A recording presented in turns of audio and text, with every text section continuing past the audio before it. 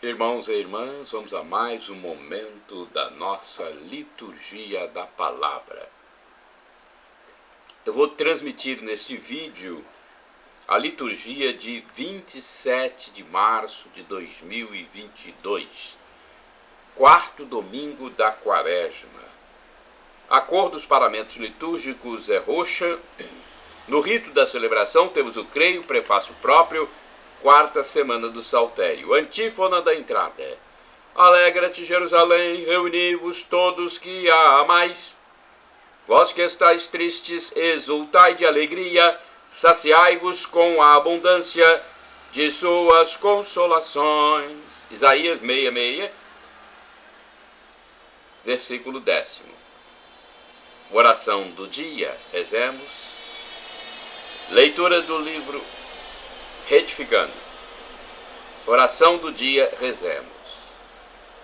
Ó Deus, que por vosso Filho realizais de modo admirável a reconciliação do gênero humano, concedei ao povo cristão correr ao encontro das festas que se aproximam, cheio de fervor e exultando de fé, por nosso Senhor Jesus Cristo, vosso Filho, na unidade do Espírito Santo. Primeira leitura, leitura do livro de Josué, capítulo 5, versículos do 9 ao 12. Naqueles dias o Senhor disse a Josué: hoje tirei de cima de vós o opróbrio do Egito. Os israelitas ficaram acampados em Gilgal e celebraram a Páscoa no dia 14 do mês, à tarde, na planície de Jericó. No dia seguinte à Páscoa, comeram dos produtos da terra, pães sem fermento e grãos tostados nesse mesmo dia. O maná cessou de cair no dia seguinte, quando comeram dos produtos da terra. Os israelitas não mais tiveram maná. Naquele ano comeram dos frutos da terra de Canaã. Palavra do Senhor, graças a Deus. Salmo responsorial é o Salmo 34, versículos do 2º ao 7º, refrão 9a. Provai e vede quão suave é o Senhor. Repetamos. Provai e vede quão suave é o Senhor. Bendirei o Senhor em todo o tempo. Seu louvor estará sempre em minha boca. Minha alma se gloria no Senhor. Que ouçam os humildes e se alegrem. Provai e vede quão suave é o Senhor. Comigo engrandecei ao Senhor Deus, exaltemos todos juntos o seu nome. Todas as vezes que o busquei, ele me ouviu, e de todos os temores me livrou. Provai e vede quão suave é o Senhor. Contemplai a sua face e alegrai-vos, e vosso rosto não se cubra de vergonha. Este infeliz gritou a Deus e foi ouvido, e o Senhor o libertou de toda angústia. Provai e vede quão suave é o Senhor. Repetamos. Provai e vede quão suave é o Senhor. Segunda leitura, leitura da segunda epístola de São Paulo aos Coríntios, capítulo 5, versículos do 17 ao 21. Irmãos, se alguém está em Cristo, é uma criatura nova. O mundo velho desapareceu, tudo agora é novo. E tudo vem de Deus, que por Cristo nos reconciliou consigo e nos confiou o ministério da reconciliação. Com efeito, em Cristo, Deus reconciliou o mundo consigo, não imputando aos homens as suas faltas e colocando em nós a palavra da reconciliação. Somos, pois, embaixadores de Cristo, e é Deus mesmo que exorta através de nós. Em nome de Cristo, nós vos suplicamos, deixai-vos reconciliar com Deus. Aquele que não cometeu nenhum pecado, Deus o fez pecado por nós, para que nele nós nos tornemos justiça de Deus. Palavra do Senhor, graças a Deus. Evangelho de Jesus Cristo, segundo São Lucas, capítulo 15, versículos do 1º ao 3º e do 11 ao 32. Louvor e honra a vós, Senhor Jesus. Repitamos: louvor e honra a vós, Senhor Jesus. Vou levantar-me, vou a meu Pai lhe direi: meu Pai, eu pequei contra o céu e contra ti.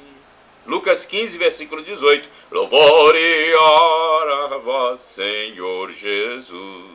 Repitamos: louvor e honra a vós, Senhor Jesus. O Senhor esteja convosco, Ele está no meio de nós. Proclamação do Evangelho de Jesus Cristo segundo São Lucas. Glória a vós, Senhor. Pelo sinal da Santa Cruz, livra-nos Deus, nosso Senhor, dos nossos inimigos. Naquele tempo, os publicanos e pecadores aproximavam-se de Jesus para o escutar.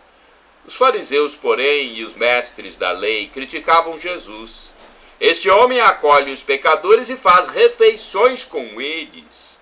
Então, Jesus contou-lhes esta parábola. Um homem tinha 2 filhos. O filho mais novo disse ao pai: Pai, dá-me a parte da herança que me cabe. O pai dividiu os bens entre eles.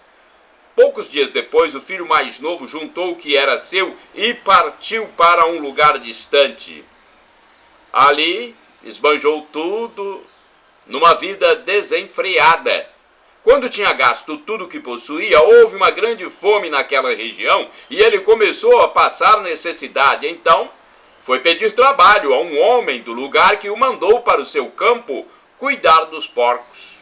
O rapaz queria matar a fome com a comida que os porcos comiam, mas nem isto lhe davam. Então caiu em si e disse: quantos empregados do meu pai têm pão com fartura e eu aqui morrendo de fome? Vou-me embora. Vou voltar para meu pai e dizer-lhe: Pai, pequei contra Deus e contra ti, já não mereço ser chamado teu filho, trata-me como a um dos teus empregados. Então ele partiu e voltou para seu pai. Quando ainda estava longe, seu pai o avistou e sentiu compaixão. Correu-lhe ao encontro, abraçou-o e cobriu-o de beijos. O filho então lhe disse: Pai, pequei contra Deus e contra ti, já não mereço ser chamado teu filho. Mas o pai disse aos empregados: Trazei depressa a melhor túnica para vestir meu filho, e colocai um anel no seu dedo e sandálias nos pés. Trazei um novilho gordo e matai-o. Vamos fazer um banquete, porque este meu filho estava morto e tornou a viver, estava perdido e foi encontrado. E começaram a festa. O filho mais velho estava no campo. Ao voltar já perto de casa, ouviu música e barulho de dança. Então chamou um dos criados e perguntou o que estava acontecendo. O criado respondeu: É teu irmão que voltou. Teu pai matou o novilho gordo porque o recuperou com saúde. Mas ele ficou com raiva e não queria entrar.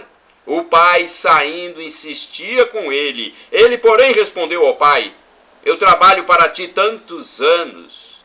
Jamais desobedeci a qualquer ordem tua. E tu nunca me deste um cabrito para eu festejar com meus amigos. Quando chegou esse teu filho, que esbanjou teus bens com prostitutas, matas para ele novilho cevado. Então o pai lhe disse: Filho, tu estás sempre comigo, e tudo o que é meu é teu. Mas era preciso festejar e alegrar-nos, porque este teu irmão estava morto e tornou a viver. Estava perdido e foi encontrado. Palavra da salvação, glória a vós, Senhor. Vamos à liturgia comentada de Antônio Carlos Santini, liderança da comunidade católica Nova Aliança, e-mail santini@novaalianca.com.br. Comoveu-se até as entranhas, Lucas 15, versículos do 1º ao 3º e do 11 ao 32. Sim, quando o filho perdido apontou na estrada de volta ao lar, o pai sentiu suas entranhas se comoverem. Pena que nossas traduções falem apenas de compaixão, que soa como algo aéreo e abstrato. Ora, foi uma reação profunda, psicossomática, uma dor na barriga que o pai experimentou. No grego original de São Lucas está o verbo splagnist. Da mesma raiz grega temos em português o adjetivo esplênico, que se refere ao baço, um órgão de nosso abdômen. Não é no coração, é no ventre que dói a emoção de ver o filho de volta. Estamos diante de uma página única da literatura universal. O comovente drama do filho pródigo, como ela é conhecida, ou do filho recuperado, pois este é o seu desfecho, ou ainda melhor, o drama do amor do pai, que se projeta além de toda a expectativa humana, inclusive a do próprio filho, que regressa disposto a ser rebaixado à mera condição de servo da casa. Nosso olhar se perde nas aparências. Ficamos presos à casca das coisas. Um jovem perdulário que queima a herança do pai, exigida com ele ainda vivo. Uma vida desregrada, longe de suas raízes familiares, a degradação social, a convivência com os porcos, o desprezo dos estrangeiros, a conversão pela metade, pois não leva em conta o amor paterno, e acorrentados a aspectos legais e morais, aqui nos detemos. Assim, não vemos o essencial. A estatura filial, a natureza inalienável do jovem fujão, permanece intacta, apesar dos erros e dos pecados. Uma vez filho, sempre filho. E ser filho significa ser objeto de um amor sem medidas, amor anterior, amor incondicional. Nada pode corroer sua filiação, nem mesmo um pedido de demissão. Estamos diante do grande mistério em nossa relação com Deus, o Pai da parábola, a graça. Não é por mérito que nós somos filhos, é por graça. É por um amor frontal, aliás, por um amor fontal, amor que brota de uma fonte infinita, inesgotável. Somos salvos porque somos amados. O filho mais velho, tão honesto, tão odiento, não compreende estas coisas. Logo ele que nunca ousou pedir um cabrito ao pai. Ele também não sabia que era amado. Que tudo o que é meu é teu. Versículo 31. E o filho mais novo continua com os mesmos direitos de sempre. Isto inclui a túnica de festa, as sandálias e o anel. E, claro, inclui os beijos do pai. Irmãos e irmãs, orai sem cessar. Águas torrenciais não puderam extinguir o amor. Cântico dos Cânticos, capítulo 8, versículo 7. Vamos agora ao santo do dia. Aliás, são 2 santos. Eu captei as informações no site da TV Século 21, rs21.com.br. Da minha parte, vocês podem transmitir à vontade as imagens e textos para evangelização, para tentar salvar almas, pois o mundo está bastante ateísta, né? Ou pelo menos há muitos que são ateístas, ateus. Muitos são desdenhadores da espiritualidade, do sagrado. Então temos que tentar converter essas pessoas. Acesse então meus endereços, pois eu estou cumprindo aquilo que Jesus disse: ide pelo mundo e evangelizai, que de graça recebestes, deem também. Acesse o blog repórterpaulomaciel.blogspot.com, facebook.com/Paulo Maciel da Rádio, canal no YouTube Paulo Roberto Maciel, Instagram Paulo Roberto Maciel 6/. Santo do dia 27 de março, São João do Egito. É o século IV, no final das perseguições romanas aos cristãos.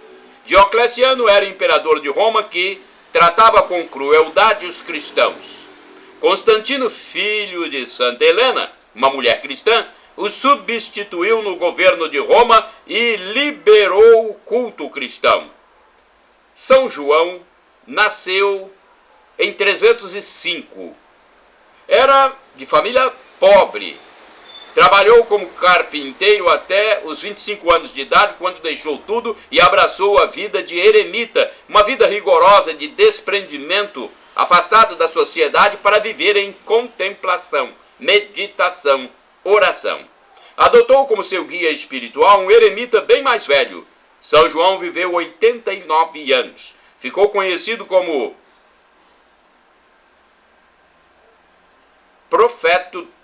profeta do Egito. Ele deixou numerosos escritos de adoração ao Senhor Jesus Cristo. Recebia muitas pessoas no deserto e fundou um mosteiro de estrita clausura, onde se encontrava com outros monges eremitas, sobretudo à noite, para louvar a Deus. Depois retiravam-se, cada um para seu lugar, em total silêncio e renúncia. Quando São João aprendeu sobre o ministério da solidão, seu mestre o colocou numa situação de provação, obrigando-o a regar um galho seco diariamente. Um ano depois, o galho brotou. O mesmo aconteceu com Santa Rita de Cássia, cerca de 100.000 anos depois, que regou um galho seco até que brotou uma roseira. São João do Egito, rogai por nós. Agora, São Ruperto, também comemorado no dia 27 de março. Salisburgo é uma bela cidade austríaca cuja fama está ligada ao seu filho mais ilustre, Wolfgang Amadeus Mozart. Salzburgo significa cidade do sal. O seu primeiro bispo e padroeiro principal é representado com um saleiro na mão. É o único santo local festejado nas regiões de língua alemã e da Irlanda, pois foi o modelo para os monges irlandeses. São Ruperto ou Roberto descendia dos Rupertinos, São Ruperto ou Roberto descendia dos Rupertinos, importante família que dominava a região do Médio e do Alto Reino. Desta família nasceu também outro Ruperto de Bingen, cuja vida foi escrita por Santa Hildegarda. Os Rupertinos eram parentes dos Carolíngios e o centro de suas atividades era em Worms, onde São Ruperto recebeu sua formação de cunho monástico irlandês.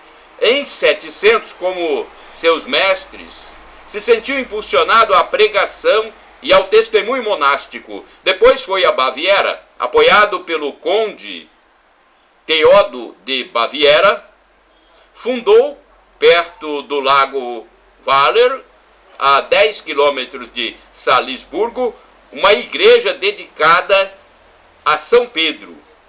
O lugar, porém, não pareceu próprio para os fins de Ruperto, que pediu ao conde outro terreno perto do rio Salzach, próximo à antiga cidade romana de Juvavum. O mosteiro que ali construiu, dedicado a São Pedro, é o mais antigo da Áustria e está ligado com o núcleo de Nova Salisburgo. Seu desenvolvimento deveu-se também à colaboração de 12 conterrâneos seus.